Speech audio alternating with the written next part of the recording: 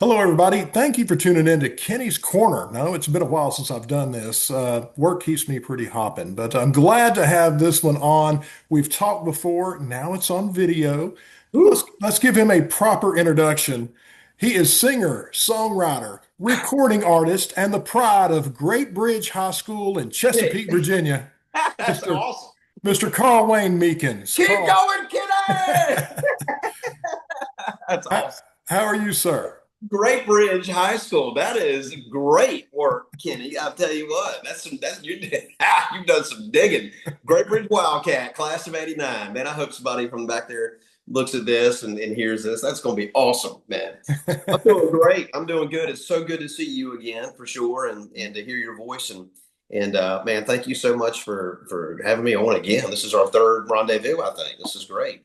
The third or fourth, but absolutely, it's good to Something talk like to you again. yeah, yeah, yeah, Well, I got to start with a couple of fun things, okay? yeah, sure. Now, a little birdie told me at one point may have had an air hockey table, and apparently you were okay with air hockey. How was your game? My game was awful. It was terrible. Sports for me is I enjoy watching it. I tried every sport for the first time when I was a kid, Kenny. I tried everything one time, had one successful year of Pee Wee football. And after that, it was downhill for me. And then I found the microphone, and that was where I ended up. I ended up putting my time was singing and all that. Yeah. But yeah, air hockey, I don't even enjoy now when we get together for the holidays with the kids and everything, family, nieces and nephews and stuff. They want to jump on an air hockey table. And I'm like, no go, no go for me. So I'll watch it, but I'm not playing. You So. can be referee. Yeah, exactly. Yeah, yeah, yeah. Well, Great. then, this is a piggyback off of that. This is not a sport, but I seen a picture, and back in the day, you could actually hula hoop. That's impressive. Where are you getting this stuff from, man? Are You have to at least say whether it's true or not. you going to start a war, Kenny? I'm going to dig up on you. I'm getting something going. Well, it's only fair to ask because that is impressive. Do you think you could hula hoop today? Absolutely, 100% not. No, no. My daughter, we got into some hula. Let's stop there. Hula hooping is. We'll just stop there. Yeah, we're good. I can't hula hoop. All that means is you're a good girl dad. That's all Yeah, that there means. you go. There you go. Well, let's get around to something you're more comfortable with, and that's music. So Thank you. when did you start playing music professionally and playing gigs? Man, that's a great question. Professionally making money Mhm. at it. Professionally, you make money. I guess it makes you professional. I was in my late teens, early 20s, working with my band back in Chesapeake, Virginia. So that's professional. So I would say late teens, early 20s Okay. to answer that question. So then I got started when I was 5 years old. Of course, you know my story, Mhm. kind of a little kid kind of thing. And then that turned into the talent shows growing up in school and uh, wherever we could sing at that point. And then, but professionally, to answer your question, actually making a little bit of money with it was in my late teens, early 20s is when I started that. So. Well, I know you got a good following early on, but Mhm. tell me about the Long Branch Saloon in Raleigh, North Carolina. Oh, good, Kenny. Gosh, where are you getting this stuff from, man? One of the best clubs. I tell you what, when we were in Chesapeake, Virginia, starting out as a band, it seemed like the goal at that time was, hey, we want to get on the road. If we can make it to the road, we are something, right? And so the road for us, long gig, was 3.5 hours away in Raleigh, North Carolina, called the Long Branch. And man, I just happened to attract a talent booking promoter in our area, and he actually booked that room. And it took us a little time to convince him that, hey, we think we're a good fit for this room. And we finally got a shot, and then we were able to run with it for a long time. That place was gigantic. I think the building is still there. We do have people in North Carolina that we still connect with from the area. Do you remember Jason Michael Carroll from the old? Yes, He's yes. from that area, and he would come in from time to time before he got signed. And But that club was pretty wild, Kenny. It was half country and half top 40. That place, can you imagine the parking lot on a Friday and Saturday night? It's just massive, people there having a great time, and then that kind of morphed into when the headliners would come in. One of my favorite experiences at the Long Branch was Brooks and Dunn were in town having a show, and there was always a rumor that they would, after the show, their whole tour would come through there and kind of unwind and all that. And that's what they did. They came in, kicked us off the stage, and Kix, Ronnie wasn't there that night, but Kix was, and a lot of the songwriters he had with him out on the road with him was there. A lot of the opening acts were there. And we went from hero to zero real quick when them boys walked into the club. So, but it was a wonderful experience. I mean, just imagine walking out and here we are in our little van and trailer, and then we're in a sea of tour buses, and they're just taking the place over. But great memory for me playing the Long Branch. Many country stars have gone through there, up and coming. Daryl Singletary actually has it in one of his songs. So yeah, man, it's just a great experience for me. I'm so glad I got a chance to do it. I don't even think they're even there working as a country music venue anymore. The building may be there, but I think that's a long gone thing. So, man, well, you're bringing us some good stuff, some good memories. Glad to hear that. And I Thank you. miss I miss all the old dance halls. They're like Yeah, dinosaurs now. exactly what that was, man. When you went in there, you had to make sure this was hit for me the first time. Almost the talent, the club owners telling you, okay, this is what we need from you. We're going to need several waltzes. We're going to need a couple of two steps. So then I had to dig and learn these, a lot of George Strait, because the dancers, that was right there when line dancing was hot, man. And they would pack the dance floors with line dancing, and even throw a little dust on the floor for that kind of stuff. So yeah, and you know what? I thought that was kind of a bygone era, Kenny, but man, that line dance is still a big thing around here in Nashville. It's people are still doing it. A lot of people that are coming from out of town go find a line dance club and burn it up.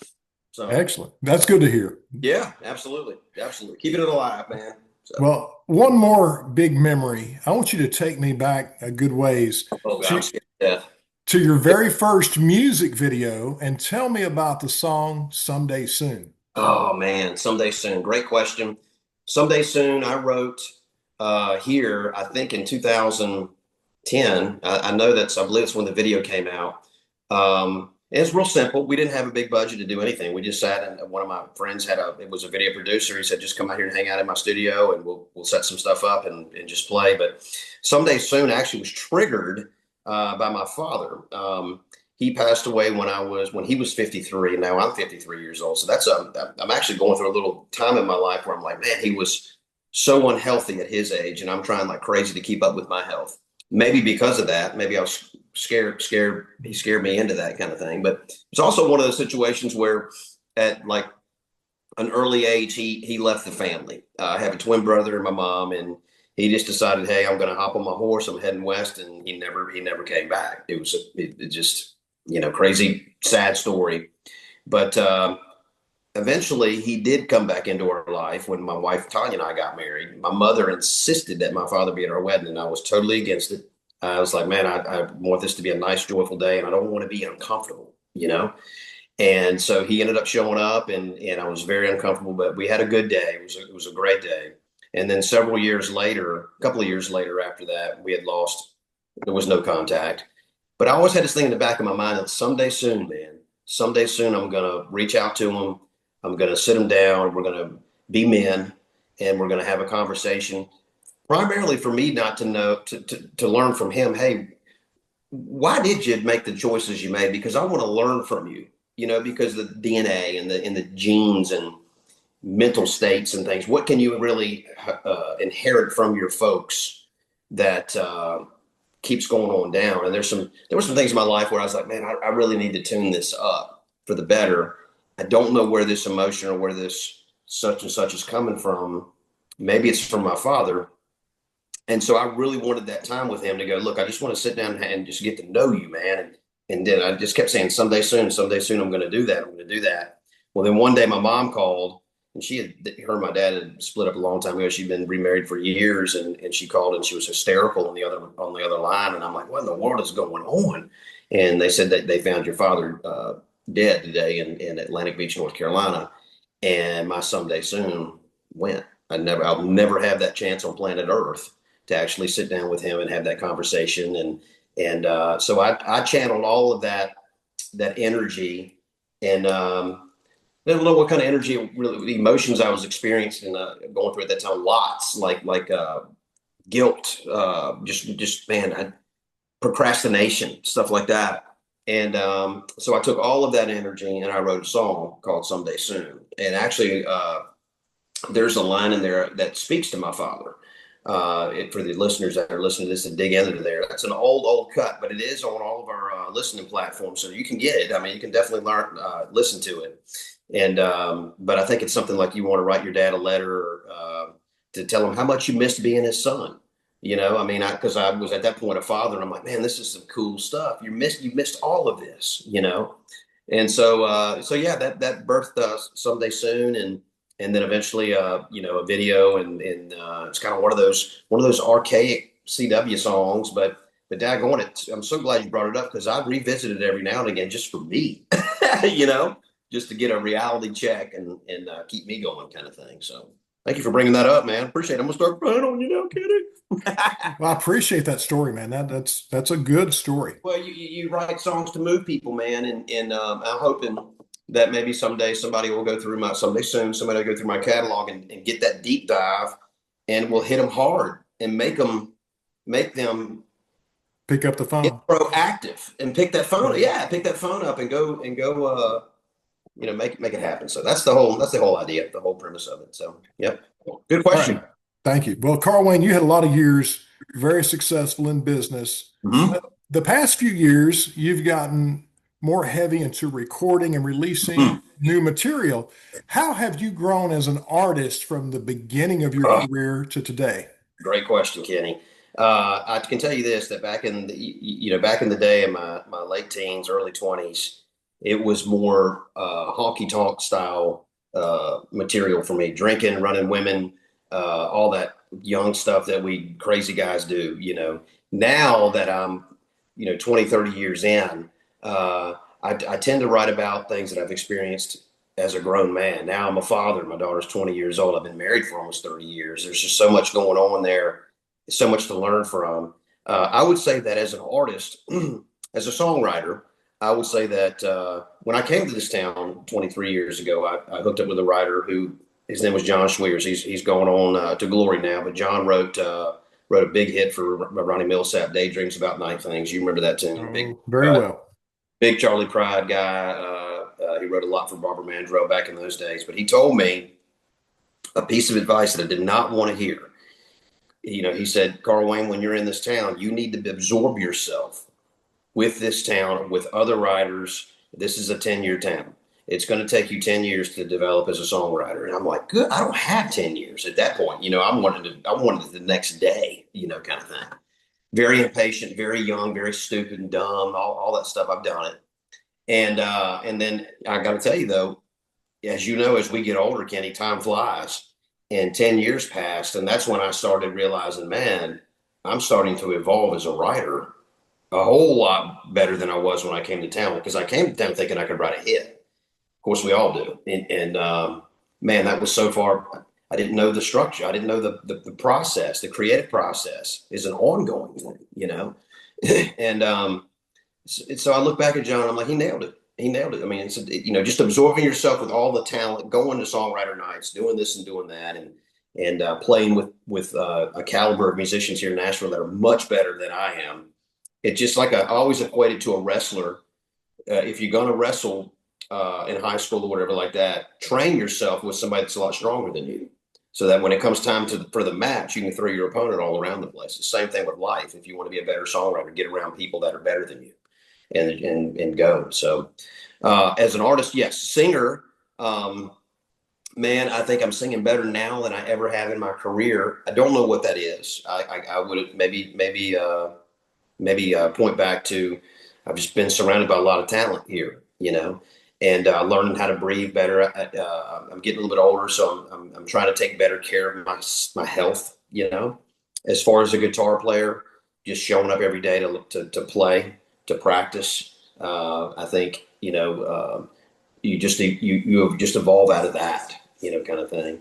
Um, yeah, man. So, I would say the one word that we're looking for from where I was when I came to town and where I am now, I would say I've matured a lot, and I'm not fully matured by any means. I dig for something every single day. I'm always looking for a great hook to write to. I'm always looking to get myself in a situation, real life, that I can write a song about that people can identify with, and things of that nature. So yeah, just every day, just keeping the hammer down and trying to mature every day, get a little better. And for the last couple of years, you've been doing something pretty cool. You've been giving away guitars. I think you're at 80 giveaways now. How did that idea come to you? It's a great question. Barry, our mutual friend, gosh, we talk about that all the time. It's like an idea that just kind of fell out of the sky, kind of morphed into the thing where the idea of giving them away. Now, the whole idea started back when I was a kid. When I was a teenager, somebody gave me a guitar and said, if you remember, I told you my dad took off, so it was just my brother, my mom, and I. And now looking back, Kenny, we realized that, man, we were barely surviving. Man, we were teenage kids that could have gone down all kinds of different roads and things. And evidently, somebody saw something in us or in me and said, "Hey, I'm going to give you one of my old guitars. If you can learn how to play this and you stick with it, it could take you someplace. It could take you out of here and maybe do something with your life with music." And man, just at that young age, just receiving a gift like that blew me away. That somebody thought about me that much to give me something that was valuable to them. And so, hindsight looking back, I took off on it. That guitar took me from Chesapeake, Virginia, Red Bridge Wildcats, to Nashville, Tennessee. 23, 24 years ago. And always in the back of my mind, there's been so many people that have helped me along the way. Not just necessarily giving me a guitar, but financially. We had some investors that got involved at one time in my career, and looking back, and for somebody to see something in somebody like that, to be willing to make that sacrifice, is pretty freaking cool, man.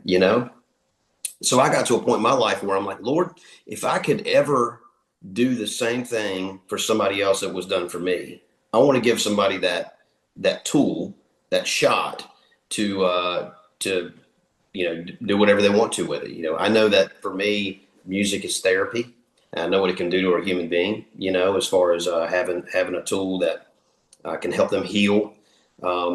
Where we'll go with this is eventually this started getting to the veteran world, and now we're really really hardcore focused on giving a lot of guitars away to the veteran organizations.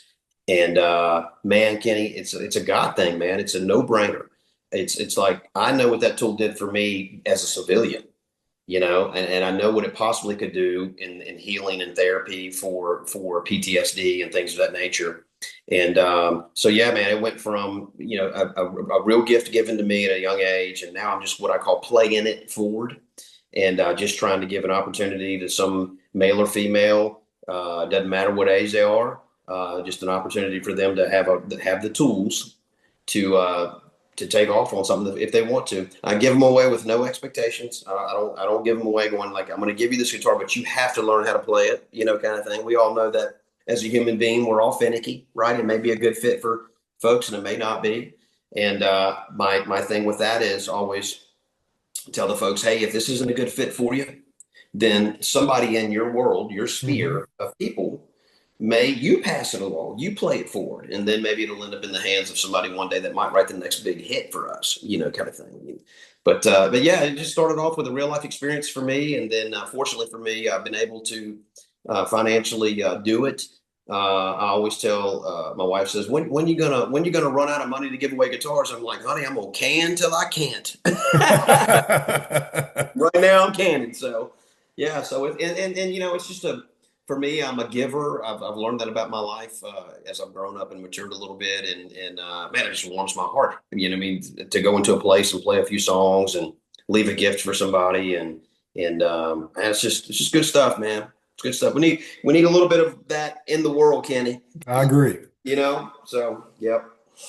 Well, you mentioned the the veterans that you've been working with. You'll be meeting and giving away guitars in Branson, Missouri with a great group Mhm. of veterans. So good luck with that. That is October 24th. Thank you. And two big gigs coming up. I got to hit these because I Yeah. don't want to run out of time before we do. Okay. You're performing the national anthem at Lucas Oil Speedway for a big monster truck Did it last? rally. I had so much fun with that, man. I said, if there's any way you guys can bring me back in here, I want to do it again. I want to do it again. And they made it happen. So yeah, big night. Awesome. Can Yep. you talk them into letting you ride around in one? Wouldn't that be great? Wouldn't that be awesome? Well, yeah. I mean, yeah, that's a good idea. Yeah. Yeah. And that's going to be that is in October as well. I don't have the date on that. Yeah. Yeah. Lucas Oil Stadium. Yep. And I know I'll see you because I'll be Oh, working with good. It's go see media at again. Good. the Josie Music Awards. You're going to Great. be at the festival and conference November 1st, and that's going to be at the big ranch there in Nashville. Hmm. And you're going to be performing. Looking forward to that, and there'll be a lot of peers there enjoying your music. Yeah, yes, sir. I'm excited about that, and band's fired up. We're going in for an all original show, so we'll have fun with that, and then we have the ceremony, the award show the next night. That's where you'll be rocking and rolling in your world. I'm so glad you're coming into town, man. It's great. Good. It's good. This is a good thing to celebrate independent artistry, and it's like a reunion every year, isn't it? I mean, everybody gets together and you see everybody, and man, they're doing a great job with the JMAs. I'm really proud to be a part of that. And it's basically global now. I've met Yeah, artists and people from South 100%. Africa, all over Europe, Canada. I mean, you kind of name it, and Yeah, all yeah, 50 states. yeah, 100%. And that's another cool thing too when they're all together in the same area or same room. You start talking to everybody, and you're getting the different styles, the different dialogues, what they wear to the award show. It's pretty cool. It's a massive thing to celebrate independent artists, and that's cool, man. It's good to be a part of it. So All right, good. I didn't run out of time, so yeah, I'll give you the floor and say, okay, we're coming up. We're the last quarter here coming up for 2025. yes. What are you looking for as an artist in 2026? I wanna hit 100 guitars by the end of the year if I can. That'd be a nice Oh milestone. wow. Yeah, and then for 2026, I want to hit the road a little harder. Barry has got me going out west a little bit this year, which is great. So I do want to spend some more time on the road. Still actively recording. We got a few releases that we're ready to release. We're just have some time out right kind of thing. I've got a big one called Asphalt that I think could do some could move some open some doors for us a little bit. So I'm looking forward to that. And then, to your point earlier, just trying to get better and better and better at my craft. Just want to write better songs. I want to continue to stay healthy and sing better, perform. I mean, live shows are my thing. And I'm not that 20-year-old kid anymore, Kenny Rex. So yeah, a little bit harder to get it going these days. But yeah, so yeah. One thing I did want to ask you early on, but I didn't want to take the time if we didn't have it. But we talked about that first music video someday soon. Yep. You were not actually in the States when that came out and released. You were on a mission trip to Guatemala. I'd like to hear about that. Oh, good, man. Where do you get this information, man? You do some digging. Yeah, I was in Guatemala on a mission trip with our church. I've been to Guatemala several times, working with an orphanage organization there. And I'm a tradesman. That's what I do for a living. My trade is actually painting and drywall contracting, but now we do it all here. I actually own a remodeling company, which has done us really well, served us very well. But when I go to Guatemala, I'm going there with a mission that, okay, what do you need done that I can use that I know. And so we'll go in there and we'll do paint projects, power washing, you can imagine, all that good stuff. I've fallen in love with Guatemala. That place is freaking absolutely beautiful, beautiful people that are there. It's just a whole different world there. And I would recommend, I don't know, Kenny, if you've ever been on an international mission trip like that, but I always recommend, hey, if anybody in the States has a chance to ever do something like that, they ought to, because I come back every time very, very with a blessed emotion of like, man, Lord, thank you so much that I was born in the United States of America and that you have opened my eyes up to see what some places in the other world are like, and then and be able to again play it forward. Man, I've gotten in there. Not only have we exercised our trade there, but I take my guitar with me. We'll go lead worship on a Sunday morning somewhere, which is really cool. I don't think they speak Spanish, so I don't know if they have any idea what I'm saying, but it's a good time, and yeah, just keep on giving, man. That's the idea. So, yep. A mission trip like that in a country that doesn't have the amenities we have puts a lot of things into perspective. Really does. The main thing for me is, and I still think about this daily, is every time I take a shower, I'm like, Lord, thank you for hot water and water that if it gets into my mouth, I can stomach it. I won't get sick. But like in Guatemala, if you're taking a shower, you've got to because that water over there, they're used to it because that's what they're raised on. But for you and I, we go over there, there's so much bacteria in it, you'll get sick as a dog. And I actually did get sick one time, and it's so bad that I almost missed a flight home, which caused a whole nother big anxiety well up in me, kind of thing. I'm like, man, I've got 30 people that are taking off ahead of me. I'm sick as a dog. And I tell you, it was weird. I didn't drink the water. I was pressure washing. And so when you're taking that wand and you're going on like that, I imagine everything just kind of got in here, probably got into my mouth, and then my feet were soaking wet, so it wicked up through my skin.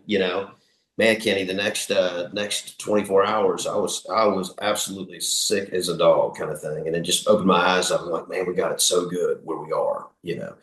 We just need to open our eyes to see it, and then be taken out of our element of good and go see it, in a third world country. It's weird there though, because, they have the Taco Bells, the McDonald's are everywhere, but the money there is so different than it is in the States. And that's why there's so much, there's so many people that are trying to get to the United States to get some kind of a living they can sustain a life with.